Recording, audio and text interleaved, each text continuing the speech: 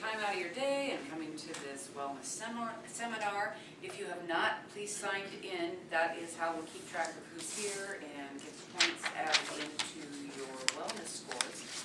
This is Paula Anderson. She is from Primary Care Partners, and she is going to talk about eating right through the holidays. So thank you very much for coming.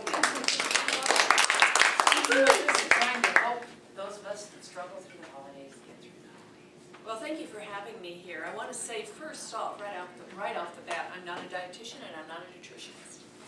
But I have written about food, eating behaviors, that whole complexity for many, many years. I used to be health writer for the Sentinel and worked for National Council on Alcoholism for a while. Know a lot about addictions, and food is right up there. So I've just kind of been melding all that as I've gone along. I've had a blog for about 3 years and recently wrote a book, Eat Well, Be Well, which is it's a tool. It's like a booklet, I guess, that a lot of folks have used. And I'm just passionate about this topic because it affects all of us. It's the one thing we all do every day. So here we are, holidays, and all that food is around, sitting out, that people ship in as thank you. Thanks a lot, you know. And so it's really a challenge, but you know, looming right up there is 2013, and so we're thinking, yeah, come 2013, I'm going to lose weight, I'm going to eat better, I'm going to maybe stop smoking, I'm going to pay all my bills, I'm going to save money, you know, because we got a ways, right? And it's the plan. But you know, you think about how many years do we say that? Every year. This year is going to be the year. I'm going to do it. And so part of us, the hopeful part, says maybe this year is the year I'm going to pull that off. But the other part of us, which is a very real part of us, is the part that feels defeated. And the part that feels defeated, and we know it well, believes that not much is going to change. So we've got these two things operating, and whichever belief is stronger, regardless of the strategies or how well planned our resolve, that's what's going to win out, our beliefs. Our beliefs are so powerful, and you may be saying, okay, but what about the pantry and the lists and the strategies of what I'm going to do? Unless we talk about this, you'll do the same thing, guaranteed. It's just the way we're engineered and just the way we're built, and we all know that. Find my crib notes here. My mother died last week, and so yeah, she was almost 90, and so I find that things that normally flow, I'm just kind of pulling back together. But it is important to understand this about our beliefs. We all want to be healthy. We know that. But we have to believe that we deserve to be healthy. And you may say, well, I believe it, no problem. But you know, you think about that because it gets tricky.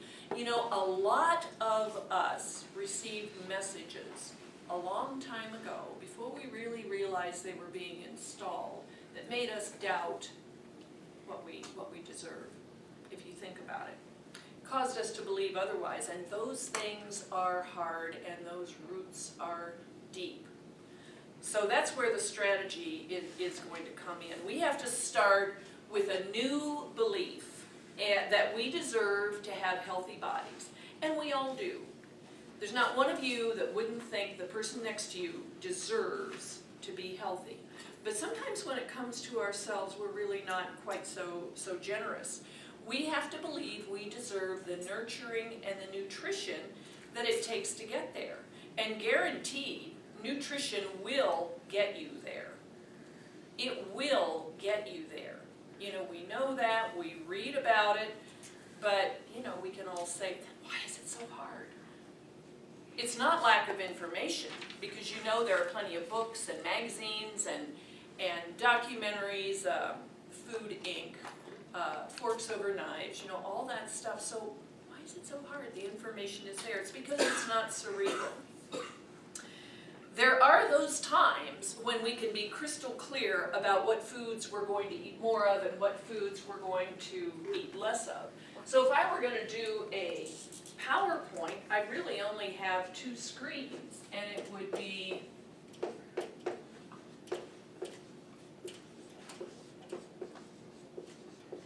eat more fruits and veggies.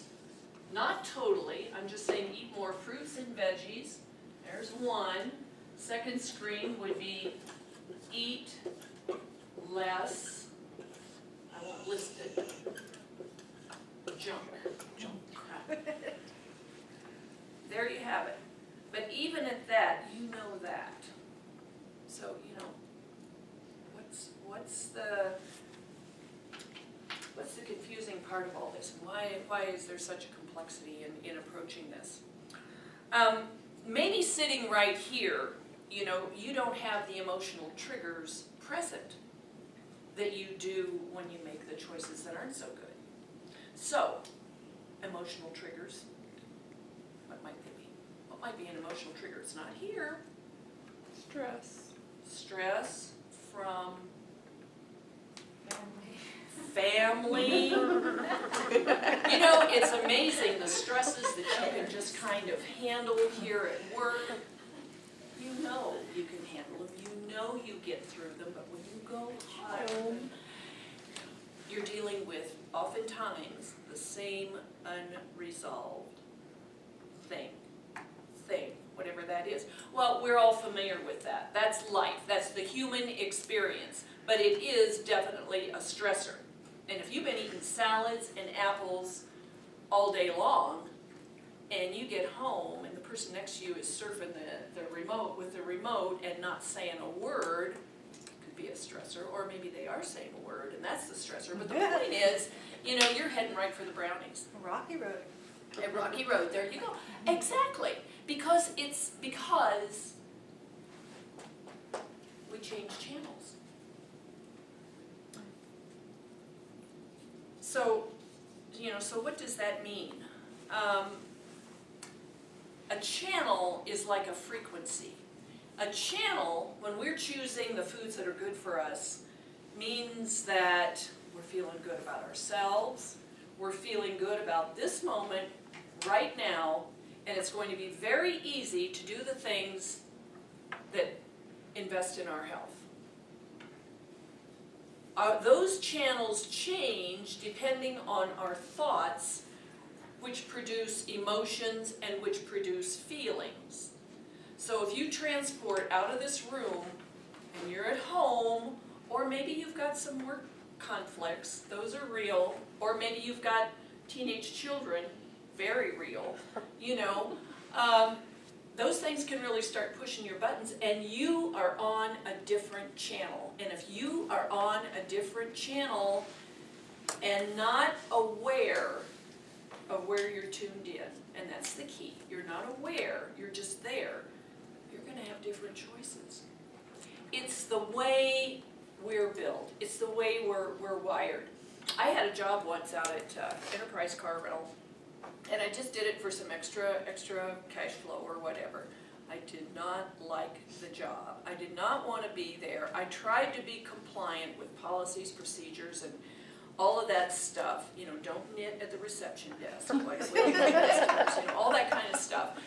It was so hard to be compliant. But it was out at the Marriott Hotel, and everybody that comes in to that hotel gets a big, freshly baked, it's on the side of their trucks, 600 calorie, I'm not kidding, chocolate chip cookie that just melts in your mouth. It slides down your throat, because you're right, it's full of grease. That's true, 600 calories.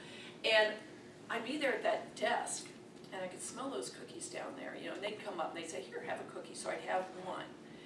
But, you know, before the evening was over with, I was down there at their front desk, you know, seeing if they had any more coming out. 1,200 calories from 2 monster cookies. But I can tell you that every time I had one, I would say, I am not having another one. But the channel that I was on, which was discontent, sent me right there. You know, and so we understand that this is what happens to us, but where we go in our belief system then is we're hugely disappointed because we didn't show up to the challenge, and we think, we failed again. And that's what we need to, that's the key right there, because we believe something about ourselves when we go there. And what we have to realize is that we have to move to a different channel. Because if you can move to a different channel and understand that you aren't your behavior, you are not your behavior, you just make choices. And there is a big, big difference, because for people who think they are their behavior, you know, you end up with some pretty harsh judgments about yourself, and those are not true. That is not reality. We simply make choices. So, if you can recognize and be aware that, okay, I'm feeling good now, and yeah, I can eat an apple, but when I'm in this other circumstance, it's all going to look different to me. But remind yourself, but I want to be healthier. If I'm healthier, I then can cope more effectively with all of these things, and eventually that better frequency, that better channel is going to be more a part of my existence as you feel better. But you have to be making those deposits. And the deposits are good food, good nutrition. It's that. And that's when it starts to make sense, but not when you're in a funk and thinking, oh, I just can't do this anymore, or whatever it is. We've all been there. But you realize that, okay, that's just a channel. It's just where my head is right now. It is not me, it's not my behavior, and I have a choice. I can move to a different channel. You can go out of the house and take a walk. You can do something different to get to a different channel. My favorite saying is, if you always do what you always did, you will always get what you always got. Now, how do you change that configuration? You do something different. So, generally, if we're going to be channel surfing through all those negative channels that we can visit, we'll pass up a dish of fruit and we'll go straight for the big bowl of ice cream. That's how it happens. That's how it happens. It's not your fault. It's not something to be ashamed of, but it's reality. And you can make a different choice. And that's the key. It's no different than the person who can't quit drinking or the person that can't quit smoking. It's just a frequency. You're on a certain channel and you got to get off of it so you can make a different choice. So that you can make a different choice. So before we can even talk about food lists or pantry shelves, we have to talk about a different strategy. And that means shifting our perspective from one of judgment to one of acceptance. And that's huge. That's huge. You have to accept yourself, the whole kit and caboodle. You have to accept yourself that you're exactly like your father that you never got along with, but you can make different choices. You know, or you're exactly like your brother who you can't stand, but you can make different choices, you know, because as long as we're kind of pushing everything away that we don't like about our beliefs about ourselves, you never get past it. So that's what we're talking about. We accept who we are. None of us is perfect. You know, none of us is a 10 on a scale of 10. Unfortunately, we live in a culture where advertising projects to us that there are those people who are a 10 on a scale of 10 because look at what they got. You know, don't believe it. It's tempting, but don't believe it. I mean, we are inundated by that. We see the people who achieve, who, you know, are at the top of their game. Nobody's 100%. It's not reality. Everybody has that 2 o'clock in the morning wake up where they review all this stuff that ain't going well. They all have it.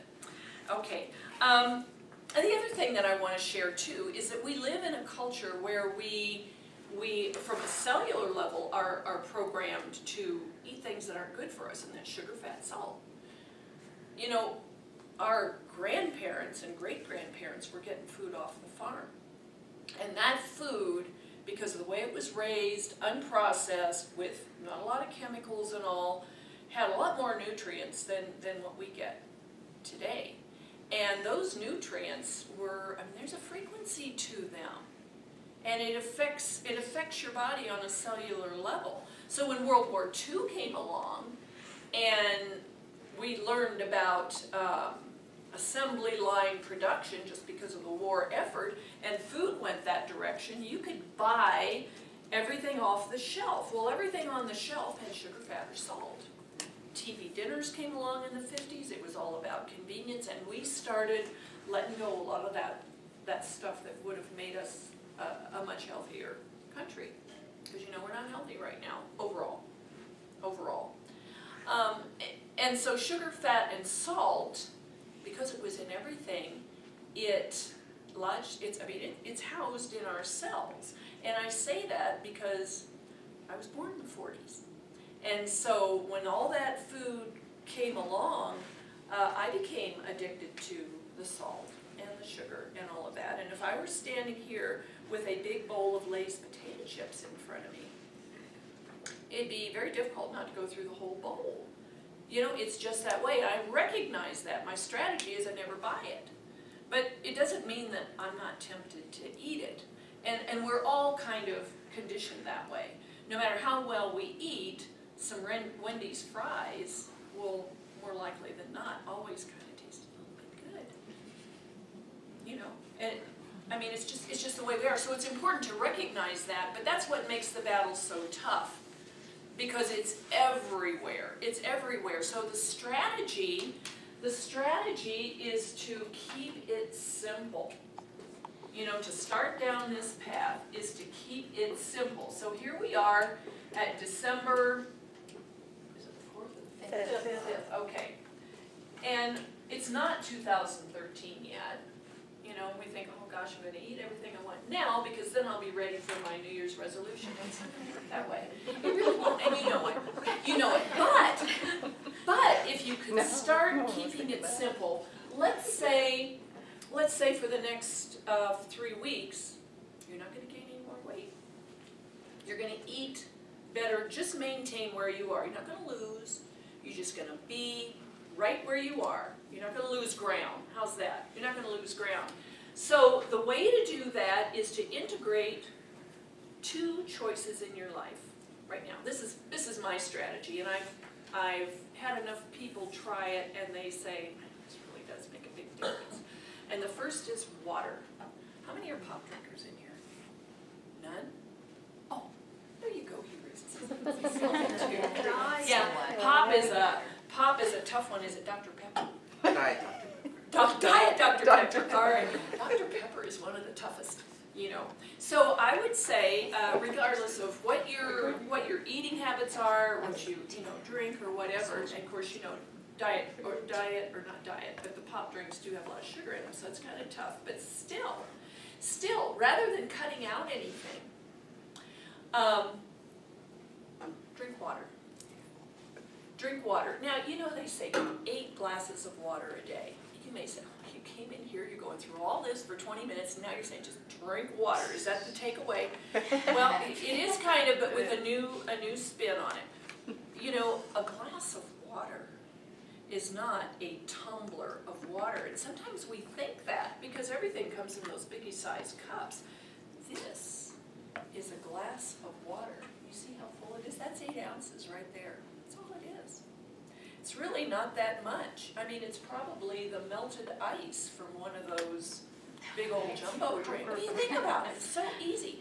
Okay, so people say, well, drink more water, so you're driving in your car and you're slugging it down. Or you're listening to your phone messages, you can slug some down. Don't do it that way, because it's a chore, it's something that you have to do. When I talk about moving to a different channel, in order to do that, you have to create some space. Not much, but just some space. So now, I'm going to apply this to your reality. So here you are in your job, your daily job, your tasks of what you do. You're sitting at your desk, or you're on the run, or whatever that is.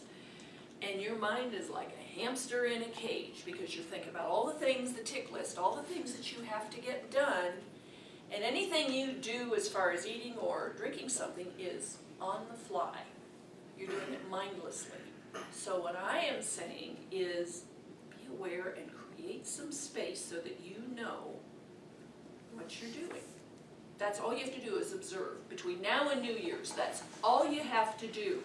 So with the water, I'm at my computer, got my emails, I'm not going to answer the phone for a few minutes, and I've got a meeting coming up in maybe 10, and here's my water. People carry full water bottles home at night because they don't get a chance to drink their water. But you're going to take a minute and a half, or maybe a minute, and you're going to sit back and you're going to take a deep breath and you're going to slowly drink this water, because it is your time, belief that you deserve, even though you're on the clock, you deserve to just take this time. So when you're drinking this water, you realize that you are putting something good in your body that's going to start flushing out those toxins, going to reduce some food cravings. You're making an investment. Doing this is going to make things a little more, make your head a little clearer. You may even sleep a little bit better. So as soon as you take the first drink, there's going to be things that are just going to start happening, and that's really important. When you're doing that, just think about a few things you're grateful for. Different channel. A few things that you have a job. You're not hooked up to oxygen to get there. You know, your family is operating okay. Yes, things are rough around the edges, but be thankful for what you have. So that puts you on a different frequency, and you finish that water, that's one. And you punctuate your day 8 times. And that's your time to sit back, take a deep breath, because what's going to happen is your stress level starts to ratchet down. All of these things are happening. So I would do that. I strongly recommend doing that, and just notice. Just notice what's changing as you do that. Maybe after a couple days, after 3 days, talk to each other and say, oh, I kind of noticed this or that. The second thing is to eat an apple a day. An apple a day. It really does keep the doctor away. I mean, it's amazing. That thing has been around forever, that saying.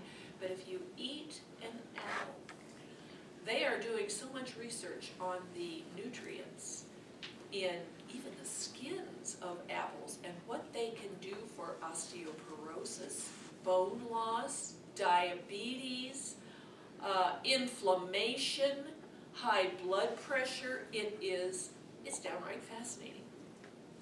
You know, all of the vegetables and fruits have like 25,000 properties, nutrients. It's like a big pharmacy. It's like a big pharmacy. So just think about the apple. If you eat an apple a day, what it's going to do is it's going to reduce your food cravings, because it's got a high level of fiber in it. And fiber is just a silver bullet when you're trying to control your appetite. Keep in mind, it doesn't mean that you change anything else. Just an apple a day, and you can put it in, make it in slices, which makes it easier. And the water, and that's it. And I just encourage you to then just notice. Then just notice what's changing. It's going to help your digestion, it's going to help regularity, it's going to help all of those things. And from that awareness, even your moods, how you feel, from that, then you will gain the confidence to say, I think I'm going to eat more broccoli. Or I think I'm going to, have carrots instead of this. Or I think since I've been doing this, I'm going to allow myself this piece of pie because I want it. I'm aware of that. But I bet you won't binge on it. And that's the change, because then you have the belief you're on a different frequency, you're on a different channel, that you deserve it. Here's the other thing. When you think in terms of these resolutions, people are thinking, okay, I'm going to lose 20 pounds by my class reunion this summer, or I'm going to lose X amount of weight so I can wear this for this event. Forget appearance, forget the weight. Forget it. Because the thing about the weight is you're thinking, okay, sometime in the future I'm going to step on that scale, and then I'm gonna be one happy camper. That can happen for you tomorrow when you're putting things that are good for you into your body, when you're making that investment in your health, because one day from now, after drinking 8 glasses of water and an apple, and just paying attention to how you feel, you're going to be just a little bit healthier than you were today. Like that. And it just keeps going. Now, because we're human, it will not be a straight line from here to there. It can be 2 steps forward, 2 steps back, 2 steps forward, 1 step back. It's a windy road, there's a no arrival point, and it's a journey. It is a journey. Eating well is a journey. But I can tell you that if you can learn to be mindful of what you're doing and just pay attention to those moments when you're creating some space, that's all yoga is, or meditation, or any of those things. You're just creating some space so that you can kind of remove yourself from the frenzy. Then all of those good things start to happen, and you're on a channel that makes you feel better longer. They say that happiness is the virtue from which all good things come. And it's really true, because when you're feeling good about yourself, you're just going to make good choices. It just happens, provided you have the information. But it's kind of a natural flow. You're not doing this internal struggle all the time when you're fighting with yourself over your relationship with food. That's exhausting. And oftentimes you don't get anywhere. But if you can move yourself to a different frequency, or realize that our thoughts take us where we're going to go. Our thoughts frame our beliefs. You start practicing a little bit of gratitude and a little bit of time for yourself that you deserve, believe it, and pack that apple and notice what happens. And that's it. That's about all I've got to say. Now, any questions? I'd love to, because, that's the thing. It's really just it's a springboard. Did this resonate with you? God. Good. Good. Yes. I have such great willpower in the grocery store. It never comes to my house, but if it's in my house, it's gone. I eat it, and I can't stop. Like you said about the Lay's potato chips, there are people that can just take just a chip and then walk away. So why is there such a line between, I have such willpower and I never buy it, but if it ever gets in my house, I'll eat the whole thing? Why is that? Because you're on a different channel in your house. And there's different things going on in your head at that point. But it can even be at like a party, like a Christmas party. Mm-hmm. If it's there in front of me, I'll have just one little bite, and then I can't stop. Oh, So I just can't turn it off to stop. So well, why is that? But see, here's the other thing too. We're all engineered differently, but some of us have that genetic propensity for carbs and sugar and stuff like that. Carbs are sugar. And you're right, because you really, it's almost like an override.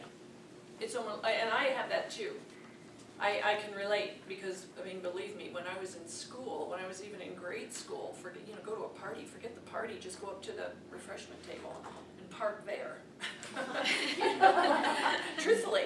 So I know what you're talking about, and it's nothing to, I think it's probably, could be a physical reality for you, as it is for me, as it is for a lot of people, but it's kind of interesting, that carb sensitivity, which is sugar, is the same thing that predisposes some folks for alcoholism. Because, and I say this because we have to understand that no matter what addiction you're struggling with, and we all say, well, at least I don't drink. We're all on the same continuum. we are all on the same continuum, and the struggles of someone who can't stop drinking or drinks too much and then feels horrible because they did it are no different than, you know, what maybe you and I experience when we just can't not eat that stuff that's in front of us. You know, so you can kind of understand how your best intentions get overridden. Now, over time, you know, as you're more successful and feel more, you know, with those battles and build more stuff into your life that makes you feel good, then that becomes less and less, but it'll always be there. Because of who we are. I mean, it's the same with me. I love Lay's potato chips, and they're nasty, you know? I've had good luck in that situation with substitution, like, you know, dehydrated apple chips with some salt on them. They still give you the crunchy, salty flavor. Or if I'm at a party, I'll just have a mint or something, because frankly, the salt doesn't go well with mint. Yeah. Well, and it's all about strategy. It is all about strategy. You know, we're doing some classes for kids, obese children up at our office, and with their families, the whole family and everything. Of course, they're hooked on that stuff. And we tried some baked kale chips. You know, where you bake kale in the oven, 250 degrees, put a little salt on it, and it's got some olive oil over it so it won't burn. But they like it. And you know, it's amazing, but here's the thing. It's crispy, like chips. It's salty. You know, I mean, we don't put too much salt on it, but it's got that. So they get from that what they would want to get from the chips, and they're willing to make the trade. So in so much is about strategy. So much is about strategy, you know, and you recognize what the situations are. You know, so maybe if it's in your house, what might it be, for example?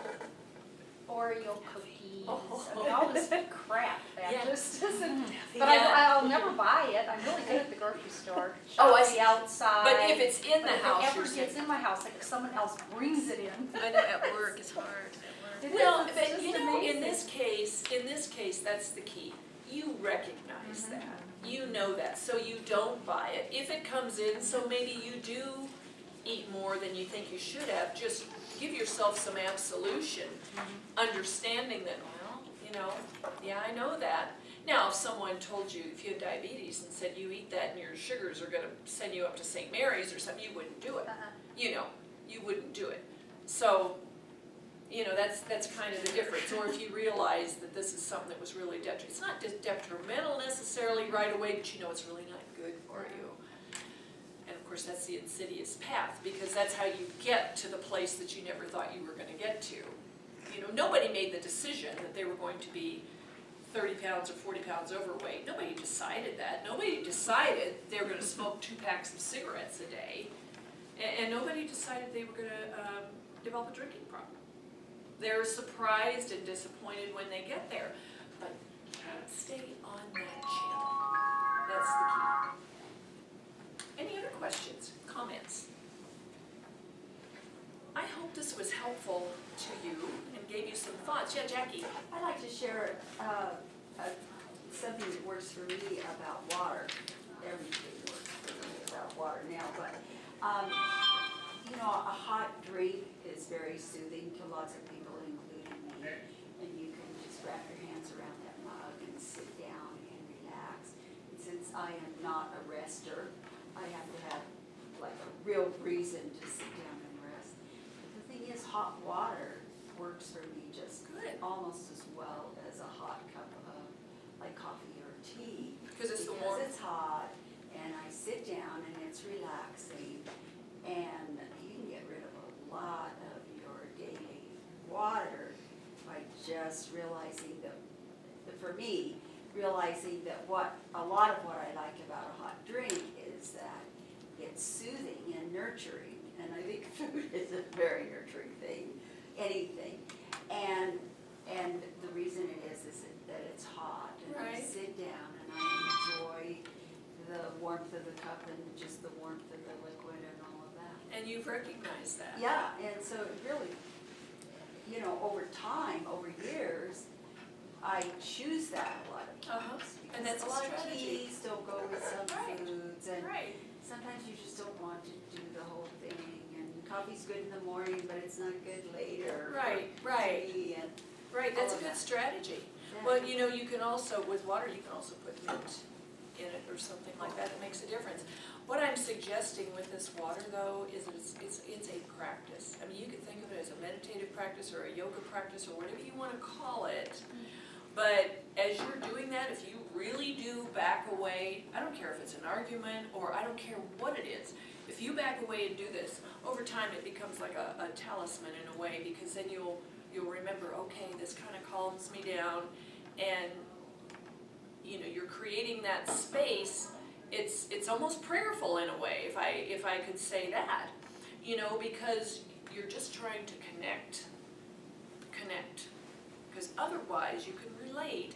In our work days, we're just out there in a million different pieces. So this is what just kind of pulls the pieces together so you can get your bearings 8 times a day.